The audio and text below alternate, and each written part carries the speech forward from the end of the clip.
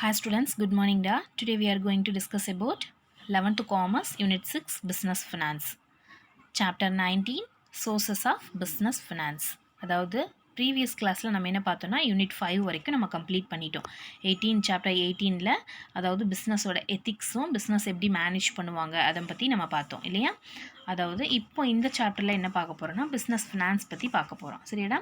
Sources of business finance அதாவது தொழில் நிதி மூலங்கள், எந்த வழியில் எப்படியெல்லாம் வந்து நம்ம நிதி மூலங்களை திரட்டுறோம், எப்படி வந்து நம்ம அந்த ரிசோர்ஸை எல்லாம் நம்ம வந்து கலெக்ட் பண்ணுறோம், அந்த மாதிரி நம்ம பார்க்க போகிறோம். சரியா. இப்போ பார்த்தீங்கன்னா இன்ட்ரடக்ஷன் கொடுத்துருக்காங்க. The previous chapter highlighted the importance of insurance. அதாவது ப்ரீவியஸ் சாப்டர் அதாவது லாஸ்ட் சாப்டரில் நம்ம என்னெல்லாம் பார்த்தோம், லாஸ்ட் யூனிட்டில் என்னென்னலாம் பார்த்தோம் அப்படின்னு பார்த்தீங்கன்னா அதில் இன்சூரன்ஸ் பற்றி, அதோட இம்பார்ட்டன்ஸ் பற்றி, அதோட பிஸ்னஸ் எத்திக்ஸ் பற்றி இதெல்லாமே நம்ம பார்த்தோம். The present chapter enlightens the students on the concept of business finance. அதாவது இந்த பாடம் மூலமாக தொழில் நிதியல்னா என்ன, அதோட விளக்கமான ஒரு எக்ஸ்பேண்டோட தான் நம்ம அதை பார்க்க போகிறோம். தொழில் நிதி அப்படின்னா தொழிலுக்கான நிதிகள் எங்கேருந்தெல்லாம் அவங்க வந்து கலெக்ட் பண்ணுறாங்க, எந்த வே ஆஃப் த மெத்தட், அதாவது அவங்க எப்படியெல்லாம் வந்து வளங்களை வந்து என்ன பண்ணுறாங்க, சேமிக்கிறாங்க, சேவிங்ஸ் பண்ணுறாங்க, அதோட importance needs for the business finance, sources of funds and the importance of savings and personal investment revenue. அதாவது அவங்களோட தனிநபரோட முதலீடு எப்படி அவங்கெல்லாம் கொண்டு வந்து சேவ் பண்ணுறாங்க, எப்படி இன்வெஸ்ட் பண்ணுறாங்க and briefly discuss in this chapter. இந்த சாப்டரில் நம்ம இதை பற்றி ப்ரீஃபாக பார்க்க போகிறோம் அப்படின்னு சொல்லியிருக்காங்க. சரியாடா. அதுக்கப்புறம் finance is the life blood of any business. No business enterprises can function without finance. அதாவது உடலில் எப்படி பிளட் வந்து ரொம்ப முக்கியமோ அந்த மாதிரி ஒரு நிறுவனங்களுக்கு ஃபண்டுங்கிறது ரொம்பவுமே இன்றியமையாதது அப்படின்னு சொல்லியிருக்காங்க. சரியாடா. Business enterprises needs finance for a fixed and working capital and requirement. Fixed capital requirements include purchase of plant, machinery, furniture, fixtures, vehicles and so on. அதாவது எந்த ஒரு தொழில் நிறுவனமும் நிதி இல்லாமல் என்ன பண்ண முடியாது, ரன் பண்ண முடியாது, ஃபண்ட் இல்லாமல் அதை ரன் பண்ண முடியாது.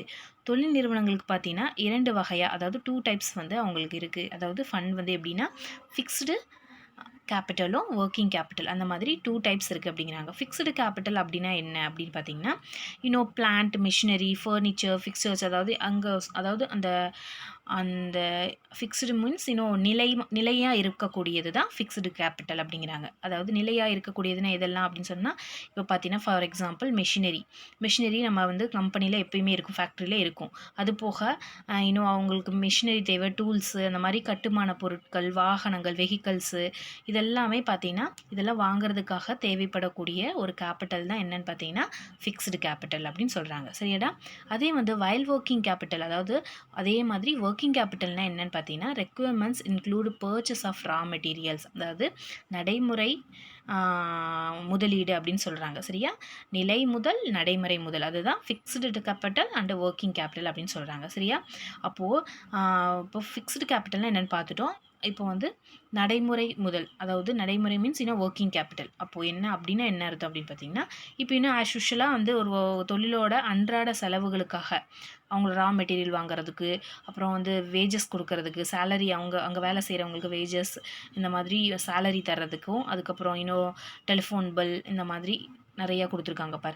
Including operating expenses like telephone bills, carriage inwards and outwards. அதாவது உள் தூக்கு கூலி, வெளி தூக்கு கூலின்லாம் சொல்லுவாங்க. அதாவது உள்ளே வந்து அவங்க ஒர்க் பண்ணாங்கன்னா அதுக்காகவும், வெளியில் போய் அவங்க ஏதாவது லக்கேஜ் எல்லாம் டெலிவரி பண்ணால் அதுக்கான கூலி, எலக்ட்ரிசிட்டி சார்ஜஸ், ப்ரீமியம், ஸ்டேஷ்னரி, இது எல்லாமே என்னென்னு பார்த்தீங்கன்னா ஒர்க்கிங் கேபிட்டல். நடைமுறை முதல், அன்றாடம் செலவுகளுக்காக கூடிய ஒரு முதலை தான் அவங்க ஒர்க்கிங் கேபிட்டல் அப்படிங்கிறாங்க.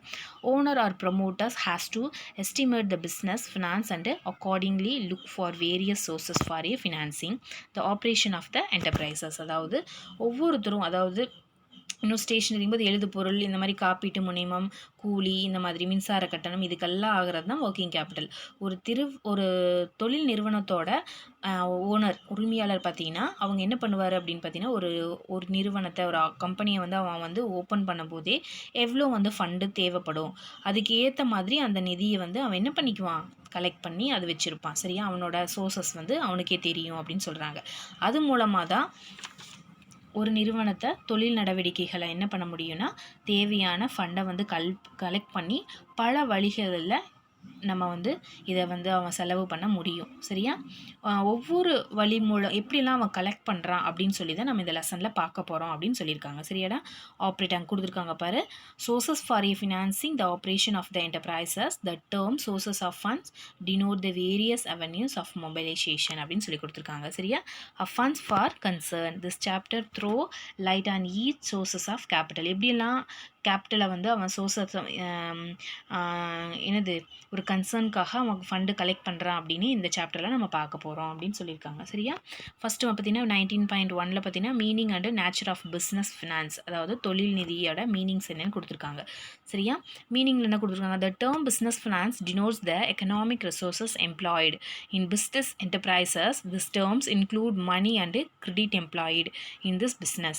In the business finance in mainly concerned with the arrangement of cash and credit for the business enterprises to carry out their day-to-day operation smoothly. அதாவது ஒரு தொழிலுங்கிறது நிதி வந்து ரொம்ப முக்கியமானது இல்லையா அப்படின்னு சொல்லியிருக்காங்க. நிறுவனத்துக்கு முதலீடு செய்யப்பட்டுள்ள ஒரு பொருளாதார எக்கனாமிக் growth வந்து இருக்கும் அப்படிங்கிறாங்க. இதில் பார்த்தீங்கன்னா உரிமையாளர் முதலீடு செய்யும்போது ஒரு தொகை இருக்கும் இல்லையா, அந்த தொகையும் இதில் வந்து உள்ள இருக்கும். அது போக அவன் என்ன பண்ணுறான் அப்படின்னு பார்த்தீங்கன்னா அவன் கடன் வாங்குறதும் இதில் அடங்கும், அவன் உள்ளே வந்து இன்வெஸ்ட் பண்ணுறதும் அடங்கும். ஏன்னா அவன் தொழிலுக்காக தான் அந்த கடன் வாங்கியும் உள்ளே போடுறான். முக்கியமாக தொழில் நிதி அப்படிங்கிறது என்ன அப்படின்னு பார்த்தீங்கன்னா ஒரு நிறுவனத்தோட ரெகுலர் யூசேஜுக்காகவும் என்ன சொல்கிறது சுமூகமாக ஒரு பிஸ்னஸை ஸ்மூத்தி அங்கே கொடுத்துருக்காங்க பாரு. Operation is smoothly day to day operations, அதாவது அன்றாட நடவடிக்கைகள் வந்து அவன் வந்து என்னது சுமூகமாக நடத்தி செல்ல தேவையான நிதியை வந்து என்ன சொல்கிறாங்க முதல் அல்லது அவன் கடன் வாங்கி போட்டிருந்தாலும் ரெண்டுமே என்னது ஒரு தொழில் நிதி அப்படின்னு சொல்கிறாங்க. அதுதான் மீனிங் கொடுத்துருக்காங்க.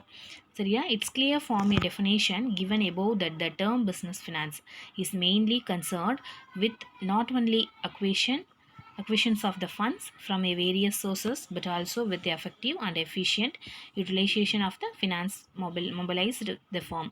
அதாவது என்ன சொல்கிறாங்க அப்படின்னு பார்த்தீங்கன்னா இதை வந்து நம்ம கடன் வாங்கி இருந்து போட்டாலும் சரி அவன் வந்து என்னது ஒரு பிஸ்னஸ் ஃபினான்ஸ்க்காக அவன் உள்ளே போடக்கூடிய அமௌண்ட் எல்லாமே ஒரு பிஸ்னஸ் ஃபினான்ஸ் தான் அப்படின்னு சொல்லியிருக்காங்க. சரியாடா?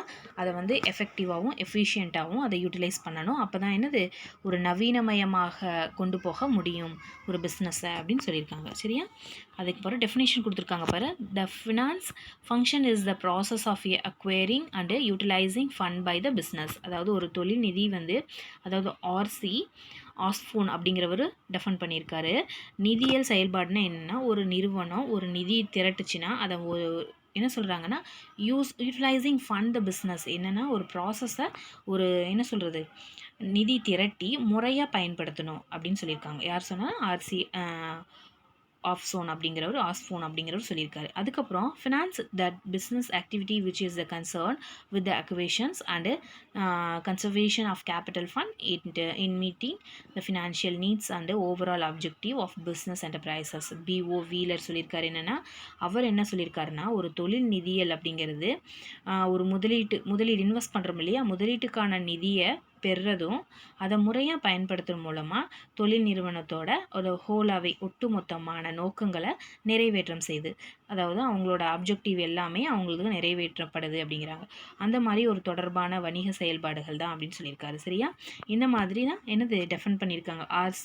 ஆஸ்போன் பிஓ வீலர் அப்படிங்கிறவங்க என்ன பண்ணியிருக்காரு டெஃபன் பண்ணியிருக்காங்க. சரியா? அதுக்கப்புறம் nature of significance of business finance, அதாவது தொழில் நிதி அதோட நேச்சர்ஸ் சிக்னிஃபிகன்ஸ்னு அதோட இயல்புகளும் மற்ற முக்கியத்துவமும் என்னென்னு பார்த்துடலாம்.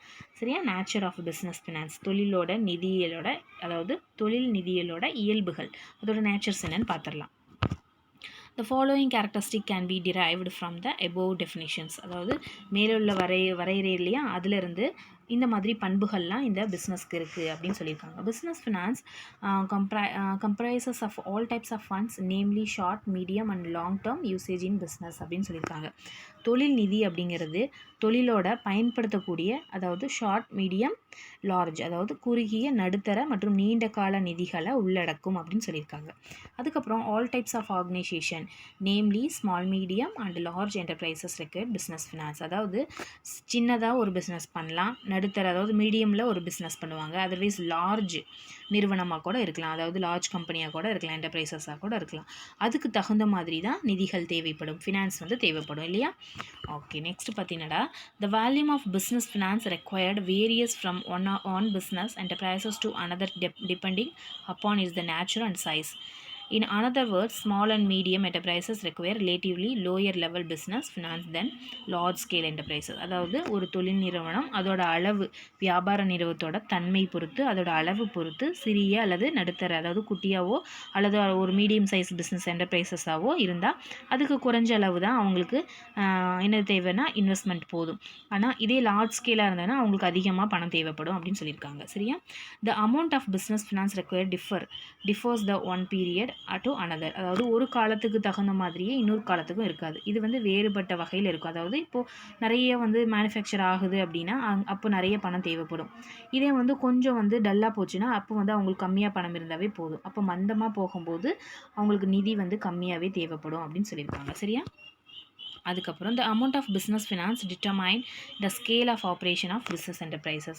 ஒரு நிறுவனத்தோட தொழில் நடவடிக்கை பார்த்தீங்கன்னா அதோட அளவும் அதோட செயல்பாடு, அதுக்கப்புறம் அவங்களோட பார்டர் வந்து என்ன சொல்கிறது, அவங்களோட செயல்பாட்டு எல்லை அப்படின்னு சொல்லுவாங்க. அந்த நிறுவனத்தோட தொழில் நிதியோட அளவை வந்து தீர்மானிக்குது அப்படின்னு சொல்லியிருக்காங்க.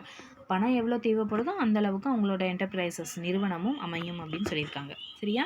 அதுக்கப்புறம் சிக்னிஃபிகன்ஸ் ஆஃப் பிஸ்னஸ் ஃபினான்ஸ், தொழில் நிதியோட முக்கியத்துவம் என்னன்னு பார்த்துடலாம்.